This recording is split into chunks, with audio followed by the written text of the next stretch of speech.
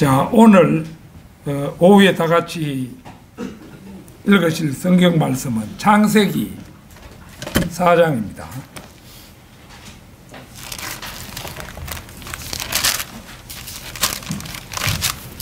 창세기 4장 8절에서 12절까지 말씀입니다.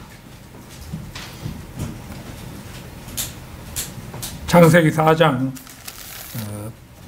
8절에서 12절까지 말씀 다 찾으신 줄 알고 받들어 읽겠습니다. 카인이 그 야후 아벨과 이야기하더라. 그들이 들에 있을 때 카인이 그 야후 아벨에게 달려들어 그를 죽이니라.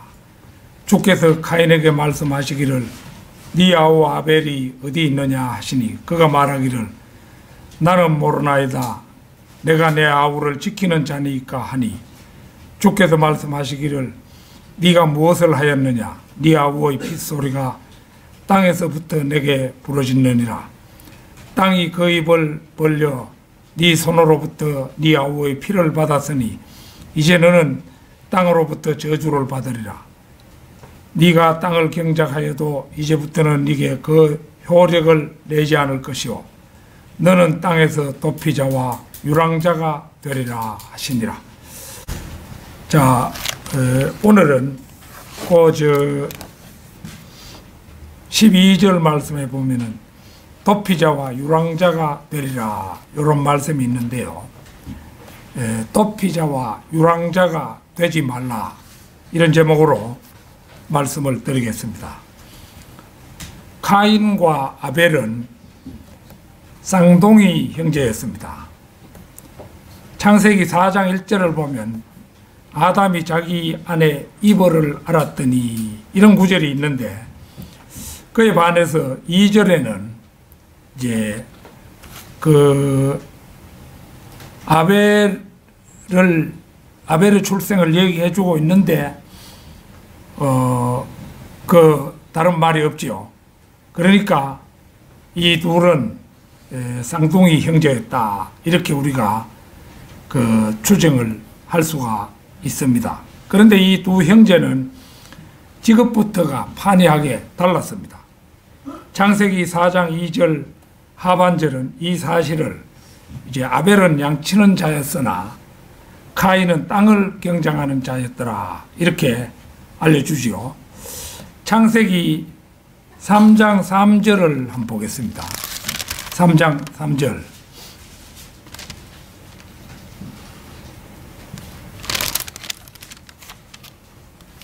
3장 3절이 아니고 4장 3절이에요.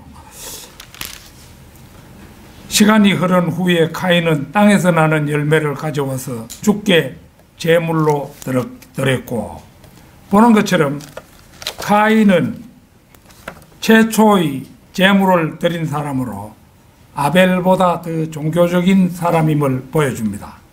그는 저주받은 땅의 소산으로 제사를 드린 것입니다. 오늘날도 보면은 형식만 따르고 진리를 모르는 자들이 훨씬 더 종교적인 사실과 잘 일치합니다. 개신교회에 다니는 교인들을 보면 성경대로 믿는 사람들보다 그 열성이 뛰어납니다. 그들은 아무리 피곤해도 날마다 새벽 기도를 드리고 또 수시로 금식하며 철야 기도도 마다하지 않습니다. 이어서 4절을 보면은 이제 그 아벨의 제사가 나오죠. 아벨도 자기 양떼 가운데서 첩배 새끼들과 그 살진 것을 가져왔더니 여기에서 보듯 그는 자신의 부모를 덮어주었던 그 가죽옷이 어린 양의 가죽이었음을 알고 있었습니다. 아벨은 그 사실을 알았어요. 그는 속죄를 위해서 무엇을 드려야 하는지도 역시 잘 알고 있었습니다. 그래서 그는 어린 양을 하나님께 드렸습니다. 어린 양의 흘린 피는 모든 사람이 지은 과거의 죄와 현재의 죄 또 구원받은 후에 지을 미래의 죄까지 모든 죄들을 덮어버리고 그 죄값을 지불합니다. 아벨은 바로 그 사실을 알고 어린 양을 하나님께 드렸고 그 제사는 하나님께 받아들여졌습니다. 그러나 저주받은 땅의 소산을 하나님께 드린 카인의 제사는 하나님께서 받지 않으셨습니다. 성경은 이에 대한 카인의 반응을 그 본문 말씀 5절에 보면은 그러므로 카인이 몹시 경노하고 안색이 변하더라 이렇게 기록을 하고 있습니다. 도피자와 유랑자가 되지 말라. 첫째는 최초의 살인입니다. 카인과 아벨은 성령께서 선과 악 사이의 차이점을 분명히 보여주기 위해서 두 쌍의 요소를 대조시킨 여러 가지 예들 가운데 하나입니다. 차별은 영적인 문제들에 있어서 절대적으로 필요합니다. 그래서 하나님께서는 우리의 믿음을 세워주시기 위해서 여러 쌍을 대조시킴으로써 이제 무엇과 무엇을 차별해야 하는지를 분명히 보여주고 계십니다. 이스마엘 대 이삭, 또 에스 대 야곱, 사울 대 다윗, 이런 등등의 예들이 그것입니다. 그리하여 이러한 쌍의 대조는 대상들을 더욱 뚜렷하게 부각시키는 일을 하는 것입니다. 카인이 그 야후 아벨과 이야기하더라. 본문 말씀 8절에 그렇게 되어 있는데요. 대화 내용은 기록되어 있지 않지요. 그러나 피의 속죄를 믿는 사람들과 자기 의를 내세우는 교인들 사이가 어떠한지를 알고 있는 사람이라면 두 사람이 나눈 대화가 어떤 내용이었는지 짐작하기에 어렵지 않습니다. 그리스도인과 교인 사이에는 건널 수 없는 강이 있습니다. 바로 그런 차이가 카인을 경노하게 만들었고 급기야는 동생을 죽이는 끔찍하기 이를 데 없는 살인을 범하고 맙니다. 성경은 이 첫 살인의 장면을 이제 오늘 본문 말씀 8절에 그들이 덜에 있을 때 카인이 그 야후 아벨에게 달려들어 그를 죽이니라 이렇게 한 문장으로 기술하고 있습니다.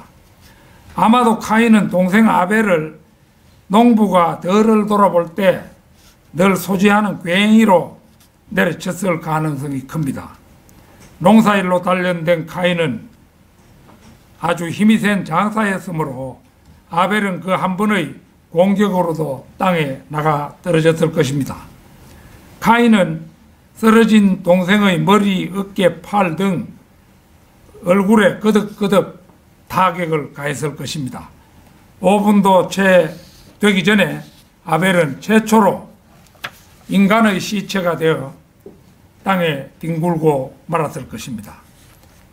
지구상에서 처음으로 피를 흘리고 죽었던 것은 양이었고 최초로 죽어간 사람은 목동인 아벨이었던 것입니다. 형식적인 종교인인 카인이 참 종교를 믿는 자를 박해하여 죽였습니다. 그러나 참되게 믿는 자의 종교를 그에게서 빼앗을 수 있는 방법은 없습니다. 그것은 바로 그의 안에 있기 때문입니다. 성경대로 믿는 사람은 자기 마음 안에 말씀을 가지고 있고 찬송을 암기하고 있으며 질그릇 안에 보배를 담고 있는 것입니다. 카인에게 굴복하여 그를 따라가지 않는 한 성경대로 믿는 기독교를 없앨 수는 없는 것입니다.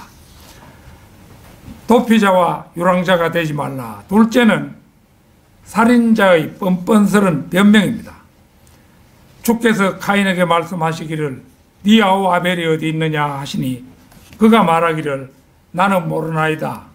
내가 내 아우를 지키는 자니까 하니 여기 이제 네 아우 아벨이 어디 있느냐 이 질문은 살인자를 향한 하나님의 준엄한 질문입니다. 전능하신 하나님께서는 카인이 아벨을 살해할 때 그 장면을 한순간도 빠뜨리지 않고 빤히 내려다보고 계셨습니다. 따라서 그분께서 아벨의 시체가 어디 있는지 모를 리가 없으십니다. 이것은 죄인의 솔직한 고백을 그 입을 통해 듣고 싶어하는 하나님의 질문입니다. 살인자도 용서를 베풀 수 있는 바로 그 질문입니다. 그런데 이제 그 카인의 입에서는 뜻밖의 말이 나왔죠. 어쩌면 죄인들의 상투적인 말이기도 하죠. 나는 모르나이다. 뻔히 알면서 나는 모르나이다. 이것은 완벽한 불가지론자의 답변입니다. 불가지론자라는 것은 인간은 보이지 않는 신을 인식할 수 없다는 그런 종교적 인식론을 불가지론이라 이렇게 하는데 바로 그런 자의 답이죠. 그는 어디에 동생의 시체가 있는지를 정확히 알고 있었습니다. 이 땅에서 살았던 살인자치고 경찰을 데리고 자기가 죽인 자의 시체로 갈 수 없었던 살인자는 아무도 없었습니다. 카인은 지금 거짓말을 하고 있는 것입니다. 내가 내 아우를 지키는 자니까 자기 스스로 자신을 의롭다 하는 이 뻔뻔스런 분노를 보십시오. 그는 동생을 지키는 것은 자기 의무로 생각지 않지만 동생을 죽이는 것은 자기 의무로 생각한 사람입니다. 살인자는 잡히더라도 일단은 시치미를 떼고 자신의 범죄를 부정하고 보는 것이 그들의 공통 속성인 것입니다. 내가 내 아우를 지키는 자니까 이 질문은 한 살인자가 하나님께서 진리를 말씀하지 못하시도록 하기 위해서 던진 질문입니다. 이것은 거짓말쟁이와 살인자의 상투적인 발언일 따름입니다. 요한 1서 2장 9절로 11절을 한번 보겠습니다. 요한 1서 2장 9절로 11절입니다.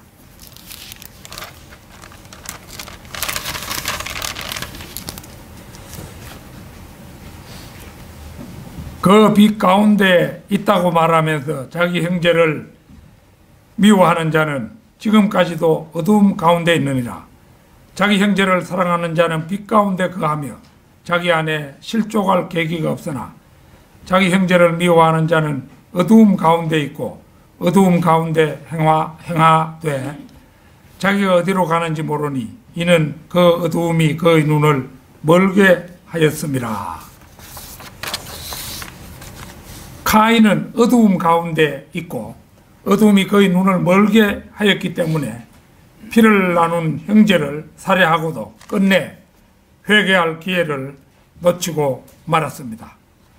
도피자와 유랑자가 되지 말라. 셋째는 땅에서 부러지는 핏소리입니다. 네 아우의 핏소리가 땅에서부터 내게 부러지느니라. 오늘 본문 말씀 10절에 나와 있죠. 이 표현은 하나님의 관점에서 보면 문자적입니다. 그러나 카인의 관점에서 보면 비유적입니다. 피는 말합니다. 피는 사람이 죽은 후 말하며 복수를 요구하기도 합니다. 히브리서 11장 4절을 찾겠습니다. 히브리서 11장 4절.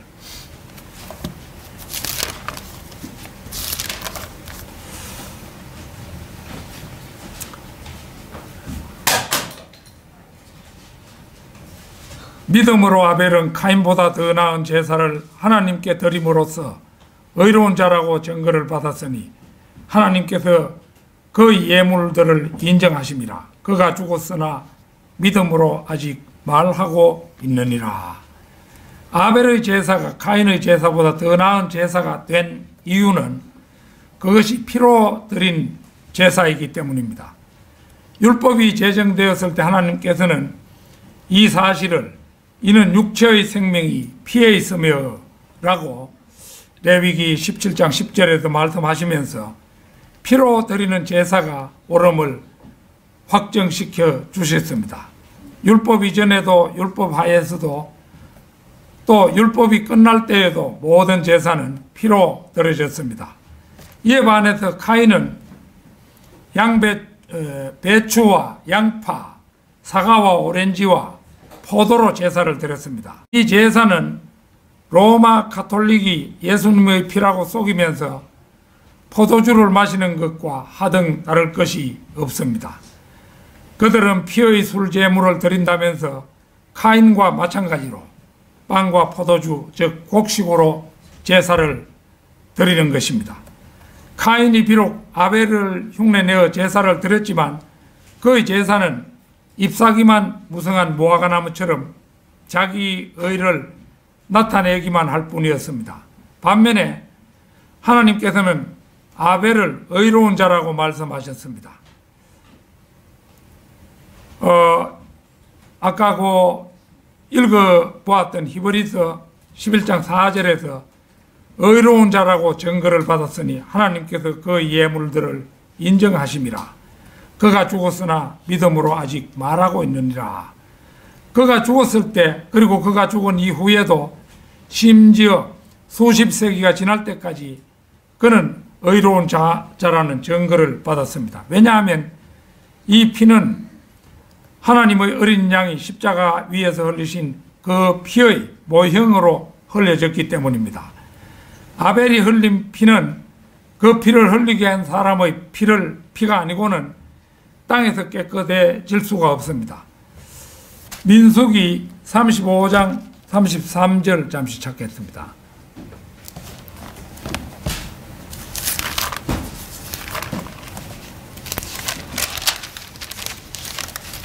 민수기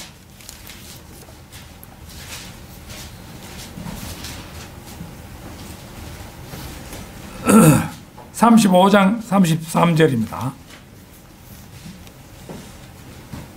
그러므로 너희는 너희가 거하는 땅을 더럽히지 말라. 이는 피로 인해 그 보복이 그 땅을 더럽힘이니 그 땅은 피를 흘린 사람의 피에 의하지 아니하고는 그곳에 흘려진 피에 대해 깨끗해질 수 없느니라. 이 말씀은 아벨이 죽은 땅이 더럽혀진 것은 카인의 피가 바로 그곳에서 흘려져야 깨끗해질 수 있다는 사실을 의미합니다. 이 말씀은 유대인들과 로마인들의 피가 흘려지지 아니하고는 팔레스타인 땅이 깨끗해질 수 없다는 사실을 의미하기도 합니다. 이는 바로 그들이 예수 그리스도의 피를 그 땅에 흘렸기 때문입니다. 마태복음 27장 25절을 또 찾겠습니다. 마태복음 27장 25절.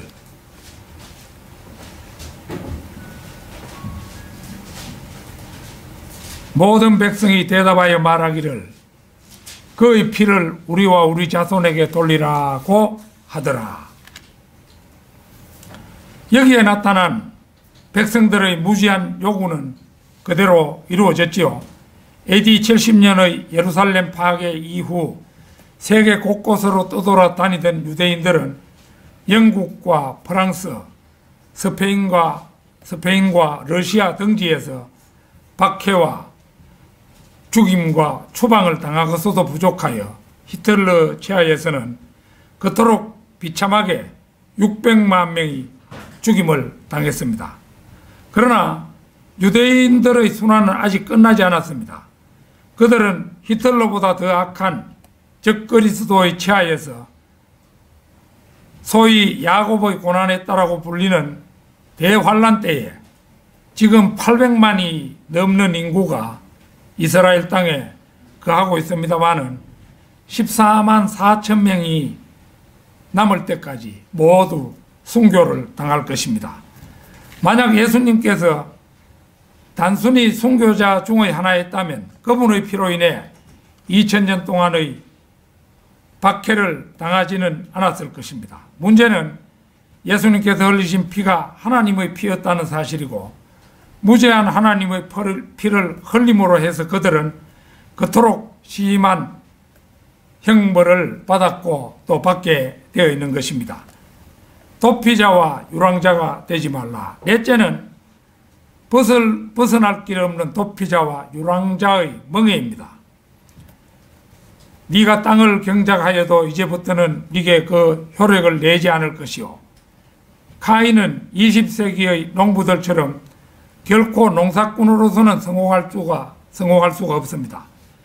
지주나 임차인으로서는 성공할 수 있으며 소작인 혹은 종들의 종으로도 성공할 수 있지만 땅을 갈고 쟁기질하고 경작하는 땅이 그에게는 효력을 내지 않게 됩니다.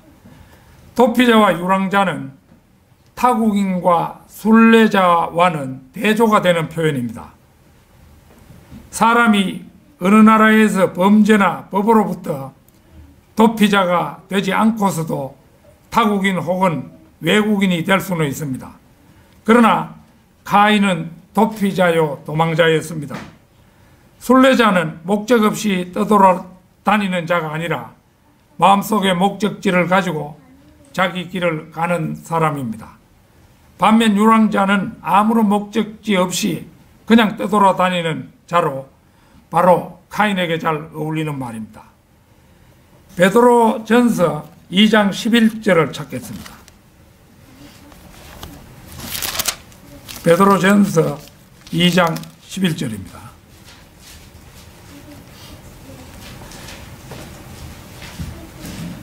사랑하는 자들아, 타국인 같고 순례자 같은 너희에게 권고하노니 혼을 거슬러 싸우는 육신의 정욕들을 멀리하라.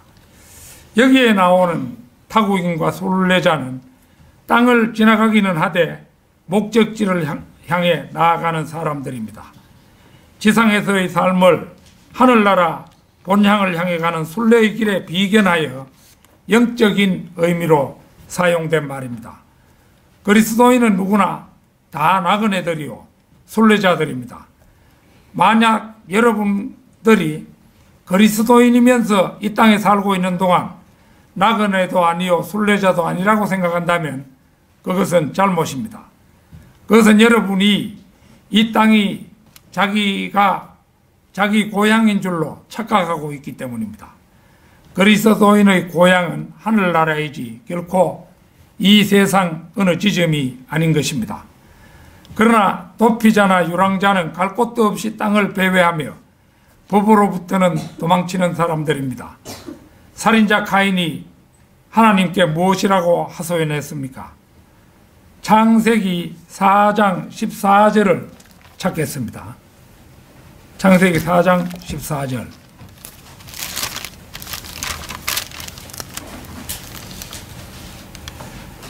보소서, 주께서 오늘 지면으로부터 나를 쫓아내시오니 내가 주의 낯으로부터 감추어지리이다.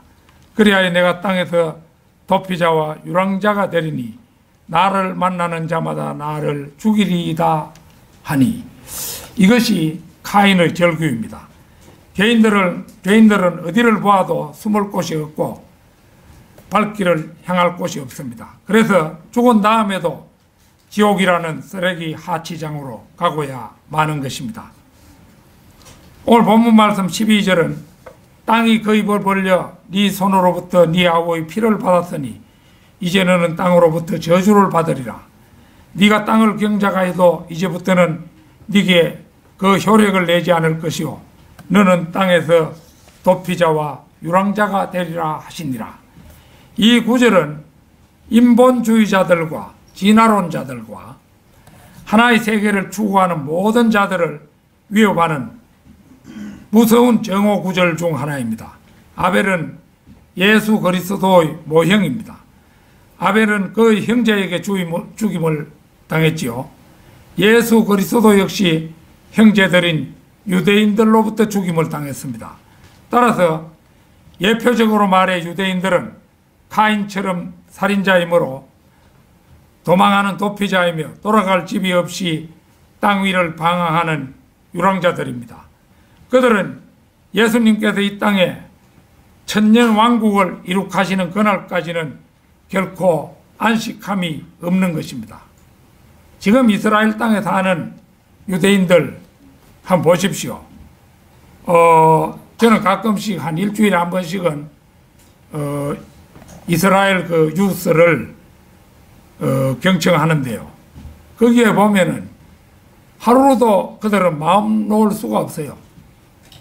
로켓들을 마구 발사를 하고, 팔레스타인 사람들이 또 하마스 이런 집단도 로켓들을 발사하고, 이란도 그게 하만의 영이 이제 에스더 시절에 이스라엘을 박해했던 그 하만의 영이 지배하는 나라라고 할 수 있는데요. 그 이란도 시리아에까지 지금 군대를 파견하고 로켓 그 부대를 두고 이스라엘을 공격하고 있는 중입니다. 그러니까 이스라엘 사람들은 하루도 편할 날이 없는 거예요. 그리고 또 이래 바람이 이스라엘 땅으로 불면은 연을 날려가지고 연에 불을 매달아 놨어요. 그래가지고 이제 겨울에는 이스라엘은 우리나라와 똑같은 겨울이잖아요. 풀이 말라 있잖아요. 거기에다가 불이 이제 연을 날려가지고는 실을 놓아버리거나 끊어버리기 때문에 연이 날아가가지고 불을 산과 덜에 불이 일어나도록 만들어버리는 거예요. 그래가지고 군데 불이 일어나고 이래가지고 그것도 소방차들이 출동해가 꺼야 되지. 완전히 그 마귀의 자식들이에요. 그 팔레스타인 사람이라 하는 그 사람들이 거기에서 헤어나지 못하는 겁니다. 편안할 날이 없어요. 그런데 이제 천년왕국 때라야 비로소 이스라엘 사람들이 이제 편안하게 안식하는 그런 때가 될 것입니다. 결론적으로 우리는 카인 아벨 사건을 통해서 세상에는 오직 두 가지 종교만이 존재한다는 사실을 알 수가 있습니다. 우리가 언뜻 생각하면은 종교가 많잖아 이렇게 하겠지만은 이제 하나는 성경적 기독교 신앙이고, 이 성경적 기독교 신앙이 바로 경주에서는 우리 교회뿐이잖아요. 이 성경적 기독교 신앙이고, 다른 하나는 소위 세계 7대 종교를 비롯한 여타 종교들입니다. 이들 한번 나열해 보면은 로마 카톨릭, 정통 유대교, 자유주의 개신교, 우리나라 자유주의 개신교 많죠. 그리스 정교, 이슬람, 힌두교, 불교, 도교, 인본주의, 몰몬교, 신도교, 그리스천 사이언스, 여호와의 증인, 그 외 모든 종교가 이제 우리의 반대편의 세력입니다. 그러니까 우리 성경대로 믿는 사람과 그 외의 모든 종교를 믿는 사람이 그 한 통속이에요. 그러니까 두 가지로 대별이 되는 겁니다. 아벨의 종교는 죄를 위해서 피 흘리는 것이며 하나님께서는 그것을 받아들이셨습니다.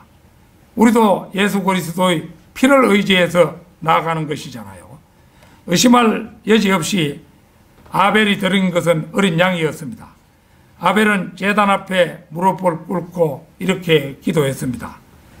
주여, 저는 주님께서 이 양을 저를 대신해서 받아주시기 바랍니다. 주님께서 저에게 베푸신 선함을 생각할 때 저는 죽기까지 당신을 사랑해야 하지만 저는 겁쟁이입니다. 저는 죽음을 두려워합니다. 주님은 하늘과 땅의 주이시기 때문에 저 자신을 포함해서 그 누구보다 더 주님을 높여 드려야 하겠지만 저는 그렇지 못했습니다. 저는 늘 저 자신을 첫 번째에 놓았습니다. 오 주여, 이제 당신의 피조물인 이 양을 보십시오.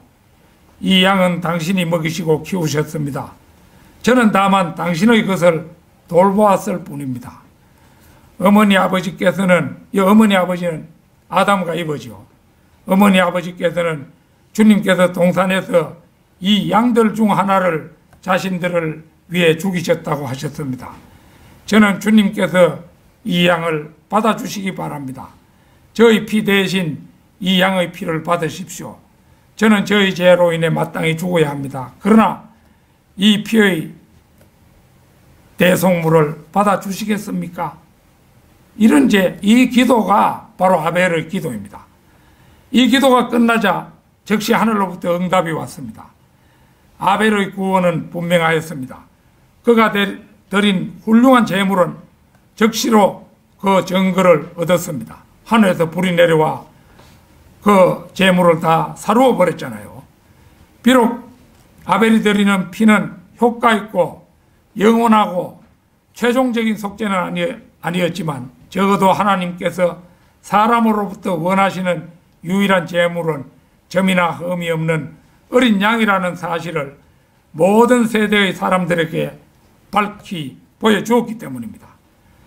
하늘로부터 불이 내려와 아벨의 제물을 태웠으며 하나님께서 어린 양이 되실 때까지는 아벨의 제사가 올바른 해답이었습니다. 구약의 제사는 모두 아벨의 제사를 본뜬 것이었지요. 베드로전서 1장 18절 19절 찾겠습니다.